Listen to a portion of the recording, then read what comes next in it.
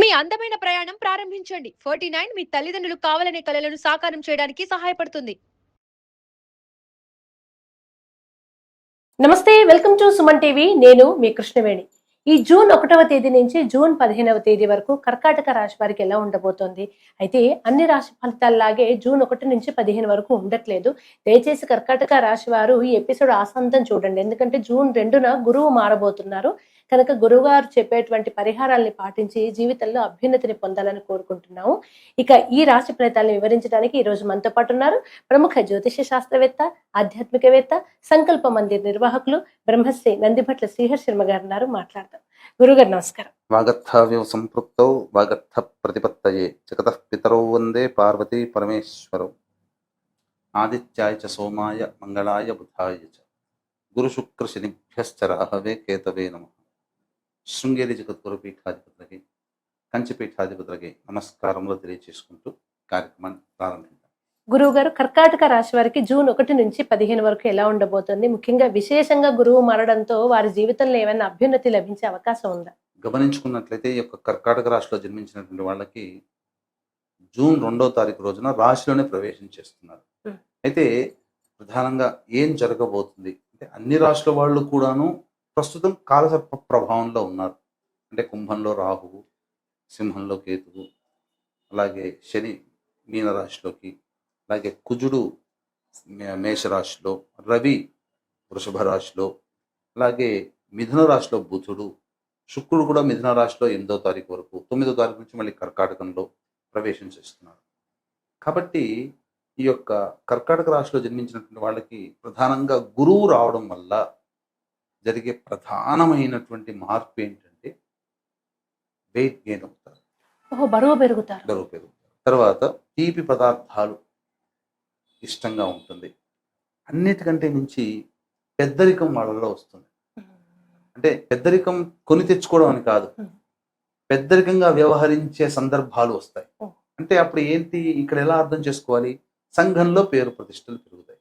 ఉన్నప్పుడు ఎదుటి వాళ్ళ పేరు ప్రఖ్యాతుల వాణి కుటుంబ పెద్ద, సమాజ పెద్దగా గౌరవిస్తారు కదా. అలా అంటే ఆ పెద్దరికాన్ని నిలుపుకునే విధంగా ప్రవర్తన ఉండాలి. ఇది ఒకటి. అన్నిటికంటే మనము చెడులోనైనా మంచిని వెతుక్కునే స్వభావం కదమ్మా. అయితే ఎవరైతే దూర ప్రాంతానికి బదిలీ కావాలని కోరుకుంటారో, ప్లేస్ చేంజ్ చేయాలని అనుకుంటారు, వాళ్ళకి ఈ గురువు కర్కాటక రాశిలో ప్రవేశం చేయగానే ఈ కర్కాటక రాశి వారికి యోగిస్తాడు. స్థాన చలనము ఉన్నది. దీన్ని ఇంకా మనం ఎలా చేసుకోవచ్చు? ఇప్పుడు ఉన్న ఇంటి నుంచి వదిలిపెట్టి మళ్ళీ వేరే ఇంటికి వెతుక్కోవడం. స్థాన మార్పు అయితే ఉంది. స్థాన మార్పు ఉంది. ఇల్లు మార్పు కావచ్చు, వృత్తి మార్పు కావచ్చు. స్థానము అని అంటే ప్లేస్ అనే కాదు, మనం ఏ రంగంలో ఉన్నామో ఆ రంగంలో పొజిషన్ సంబంధించింది కూడా. ఇప్పుడు ఉద్యోగం ప్రయత్నం చేసుకోవాలి. ఒక సంస్థల్లో ఒక స్థానంలో ఉన్నప్పుడు వీళ్ళకి ప్రమోషన్ రావాలన్నా స్థానం మార్పే కదా అది. లేదా వేరే కంపెనీలో రవి అనుకూలంగా ఉన్నా వేరే కంపెనీలో ప్రయత్నం చేసినా వీళ్ళకి మంచిది జరుగుతుంది. ఇలా గురువు నెగిటివ్ గా ఇచ్చే లక్షణం కూడా కొంతమందికి అది పాజిటివ్ అవుతుంది. స్థానం మార్పు అన్నప్పుడు ఇష్టం లేని చోట బదిలీ కావడం, అది కూడా ఇబ్బంది. కాబట్టి కాస్త తీపి పదార్థాల యందు ఆసక్తి తగ్గించుకోవాలి. ఈ గురువు జన్మరాశిలోకి రాగానే సహజంగా గొప్ప అనుకుంటాం, కానీ ఈ జన్మరాశిలోకి ఎప్పుడైతే గురువు సంచారం చేస్తాడో ఎల్లప్పుడూ కూడా తన గోతిని తానే తవ్వుకుంటారు. అంటే ఎక్కిన కొమ్మని నరుక్కుంటారు అని అంటారు కదా సామెత. అట్లా అంటే గొప్ప, నేను గొప్ప అనేటువంటి భావనలోకి వెళ్ళిపోతుంది. తద్వారా ఎదుటి వాళ్ళని తక్కువగా చూడడం, తద్వారా ఇబ్బందికర పరిస్థితులు ఉంటాయి. ఇది ఇక్కడ జరిగేటువంటిది. కాబట్టి జాగ్రత్తలు పాటించాలి. అయితే ప్రధానంగా చూసుకున్నట్లయితే రవి చక్కగా అనుకూలంగా ఉన్నాడు. రాహువు అష్టమ స్థానంలో సంచారం, ఇది కాస్త ఆందోళన కలిగించేది. ఆరోగ్యపరంగా జాగ్రత్తలు పాటించాలి. వేడి సంబంధించి చేసేటువంటి ప్రయత్నాలు చేయకూడదు. ఎందుకంటే బ్లడ్ మోషన్స్ అయ్యే అవకాశాలు కొంతమందికి ఉంటాయి, అందరికీ అని కాదు, కొంతమందికి. తర్వాత నవమ స్థానంలో శని సంచారము, ఇది సాధారణమైన మిశ్రమ ఫలితాలు, పెద్దగా ఇబ్బంది పెట్టే విధంగా కాకపోయినా కొంతవరకు అదృష్టాన్ని దగ్గర దాకా వచ్చి వెనక్కి వెళ్ళిపోయే స్వభావాలు ఈ యొక్క కర్కాటక రాశి వారు తరచూ పొందుతారు. కాకపోతే ఈ యొక్క కర్కాటక రాశి వారికి సంబంధించి చూసుకుంటే 18వ తారీఖు నుంచి గురువు కంట్రోల్లోకి శని వచ్చేసేస్తాడు. మ్మ్. అప్పుడు చాలా బాగుంటుంది. ఓ. కొంతమందికి వివాహాలు జరుగుతాయి, కొంతమందికి దాంపత్య సమస్యలు తొలగిపోతాయి. ఇలా ఈ కర్కాటక రాశి వారికి 18వ తారీఖు నుంచి దీని ఎఫెక్ట్ ఉంటుంది. ఇక కుజుడు దశమ స్థానంలో ఉన్న ఎక్కువ తరచూ కోపగించుకునే సందర్భాలు వస్తుంటాయి. మ్మ్. కోపాన్ని ప్రదర్శించాల్సి వస్తుంది. కానీ అన్ని విధాలుగా చూసుకుంటే ఇటు జన్మ రాశిలో గురువు, దశమంలో కుజుడు సంతోషంగా ఉండడానికి మార్గాలు కనబడతాయని చెప్పవచ్చు. అయితే ప్రధానంగా ఈ యొక్క బుధ సంచారం కూడా గమనించుకున్నట్లయితే ఈ బుధ సంచారం అనుకూలంగా లేదు. కాబట్టి పెట్టుబడులకి ఇది అంత అనుకూలం కాదు. స్పెక్యులేషన్స్ కానీ, స్టాక్స్ కానీ, ఓకే. కొంతమంది ఆన్లైన్ గేమ్స్ ఆడుతుంటుంటారు. అటువంటి వాటికి ఇది సరైనటువంటి సమయం కాదు. కాబట్టి ఏ నిర్ణయం తీసుకున్నా పెద్దవాళ్ళ ఆలోచనలు తీసుకుంటూ ముడిపడి ఉండి తీసుకుంటే కనీసం కొంత నష్టాన్నైనా మనం తగ్గించుకోవచ్చు. నివారించవచ్చు. అవును. ఇక ఎప్పుడైతే ఈ శుక్రుడు ప్రధానంగా మిథున రాశిలోకి 8వ తారీఖు వరకు ఉంటాడు, ఈ 8వ తారీఖు వరకు శుక్రుడు కాస్త ప్రభావవంతుడే అని చెప్పొచ్చు. అంటే కొన్ని నెగిటివ్ ఎఫెక్ట్స్ ఇస్తారు. అనవసరమైన ఖర్చులు, స్త్రీలతో వాగ్వివాదాలు, అది ఎవరైనా కానీ, ఇంట్లో వాళ్ళైనా కావచ్చు, బయట వాళ్ళైనా కావచ్చు. జాగ్రత్తగా కాస్త ఉంటే మంచిది. ఆరోగ్యం పట్ల శ్రద్ధ వహించాలి, ముఖ్యంగా స్త్రీలు అని చెప్పవచ్చు. అలాగే గురువుగారు, కర్కాటక రాశి వారిలో ఉన్న విద్యార్థులు కానివ్వండి, ఉద్యోగస్తులు, ముఖ్యంగా విదేశాల్లో ఉండి ఇబ్బంది పడుతున్నటువంటి స్టూడెంట్స్ ఎంతో మంది ఉన్నారు. వాళ్ళకి ఎలా ఉండబోతోంది?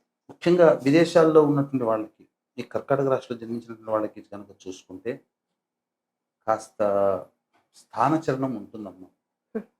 వేరే యూనివర్సిటీకి మారాలనే ఆలోచన చేయడం కొంతమంది, లేదా చేస్తున్న ఉద్యోగంలో మారి వేరే ఉద్యోగంలోకి వెళ్ళాలనేది, లేదా ఒక చోట చదువు కంప్లీట్ చేస్తారు, ఉద్యోగం కోసం వేరే చోటకి, ప్రయత్నాల కోసం వేరే చోటకి వెళ్ళాల్సిన పరిస్థితులు వస్తాయి. ముఖ్యంగా సాధారణంగా విద్యార్థులకైతే దైవ బలాన్ని సంపాదించుకుంటే మంచిది. దైవబలం అనుకూలంగా ఉంది. కొద్దిపాటి కష్టంతో చక్కగా అన్ని విధాలుగా సమస్య నుంచి బయటపడతారు విద్యార్థులు. కోరుకున్న చోట ప్రవేశం అనేది లభిస్తుంది.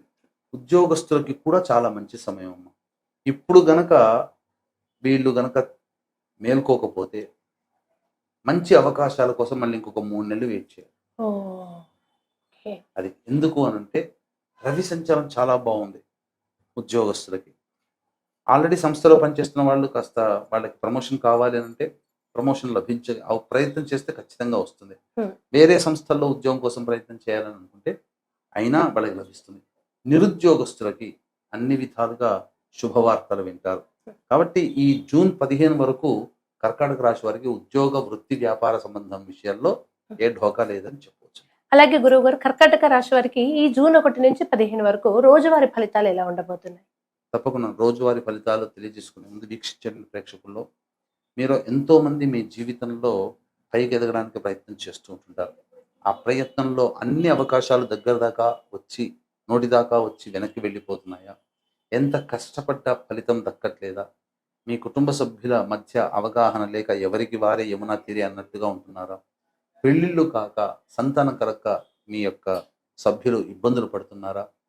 ఖర్చులు మంచినీళ్ళ ప్రాయంగా ఖర్చు అయిపోతున్నాయా? భద్రత లేకుండా అయోమయమైనటువంటి జీవితంలో ఉన్నారు అంటే ఖచ్చితంగా మీరు పంచశాప ప్రభావాల్లో ఉన్నట్టు లెక్క.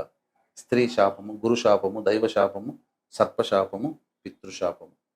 ఈ పంచశాప నివారణకి మన పీఠమాధుర్యంలో ప్రతి నెల 2వ ఆదివారంలో ఈ యొక్క కార్యక్రమాలు అనేటువంటి జరిపించడం జరుగుతుంది. అవకాశం ఉన్నటువంటి వాళ్ళు ఈ యొక్క కార్యక్రమంలో నమోదు చేసుకొని మీరు పాల్గొనవచ్చు. ఒకవేళ రాలేకపోయినా బ్రాహ్మణుని కర్తగా పెట్టి చేయించడం జరుగుతుంది. ఇక గమనించుకున్నట్లయితే ఈ యొక్క కర్కాటక రాశిలో జన్మించినటువంటి వాళ్ళకి ప్రధానంగా 1వ తారీఖు రోజు కాస్త ఆందోళనగా ఉంటుంది. ఆరోగ్యం పట్ల శ్రద్ధ వహించాలి. ముఖ్యంగా అన్ని ఆలోచనలే ఉంటాయి తప్ప కార్యరూపం దాల్చదు. 2, 3, 4, 5, 6 ఈ తేదీలలో అన్ని విధాలుగా సహాయ సహకారాలు అందుతాయి. ధన ప్రవాహం బాగుంటుంది. రాని బాకీలు వసూలు అవుతాయి. విందులు, వినోదాలు కుటుంబ సభ్యులతో పాల్గొంటారు. ఖర్చుకు మించిన ఆదాయం లభించడం ద్వారా అన్ని సమస్యల్ని ఎదుర్కోగలిగే శక్తి లభిస్తుంది. ఇక 7, 8 ఈ తేదీల్లో మాత్రం కాస్త ఆరోగ్యం పట్ల శ్రద్ధ వహించాలి. అనుకోని ఖర్చులు అంటే మనము ఎక్స్పెక్ట్ చేసేది ఈ రోజుకు ఒక 150 రూపాయలు అవుతుందంటే 200 రూపాయలు ఖర్చు అయితే అలా అనుకోని విధంగా ఖర్చులు ఎక్కువగా ఉంటుంటాయి. అలాగే ప్రశాంతంగా ఉండదు. ఏదో ఒక భయంతో కూడుకున్న జీవనం ఈ 2 రోజుల పాటు ఉంటుంది. ఇక 9, 10, 11 ఈ తేదీలలో తండ్రి గారి ఆరోగ్యం పట్ల శ్రద్ధ వహించాలి. కింది స్థాయి వాళ్ళు మోసం చేసే అవకాశాలు ఎక్కువగా ఉన్నాయని చెప్పొచ్చు. అన్నిటికంటే మించి సంతాన మూలకంగా విభేదాలు, సమస్యలు పెరుగుతాయి. కాబట్టి సంతానంతో కాస్త లౌక్యంగా వ్యవహరిస్తూ వాళ్ళతో వాగ్వివాదాలు పెట్టుకోకుండా ఉంటే మంచిది. ఇక 12, 13, 14, 15 ఈ 4 రోజుల పాటు అన్ని విధాలుగా యోగదాయకంగా ఉంటుంది. ఖర్చుకు మించిన ఆదాయాలు లభిస్తాయి. ఉద్యోగ భద్రత పెరుగుతుంది. చేస్తున్న పని పట్ల మంచి గుర్తింపు లభిస్తుంది. వృత్తి వ్యాపారాల్లో మంచి ప్రభావవంతంగా ధన సంపాదన పొందుతారని చెప్పొచ్చు. ఏ తర్వాత అన్ని విధాలుగా యోగదాయకంగా ఉంటుంది. గురువు గారు, కర్కాటక రాశి వారు దోష నివృత్తికి చేసుకోవాల్సిన పరిహారాలు ఏంటి? ప్రధానంగా ఈ యొక్క కర్కాటక రాశి వారు సమస్యలు ప్రతి మనిషికి ఉంటాయి. సమస్యలు వచ్చినప్పుడు సమస్యల పరిష్కారం కోసం ప్రతిరోజు కూడా విష్ణు సహస్రనామ పారాయణం కానీ లేదా విష్ణు అష్టోత్తరం 3 సార్లు కానీ కనుక చేసుకుంటే అన్ని సమస్యలు తగ్గుముఖం పడతాయని చెప్పవచ్చు. ధన్యవాదాలు గురువు. సర్వం శ్రీ ఉమామహేశ్వర పరబ్రహ్మార్పణమస్తు.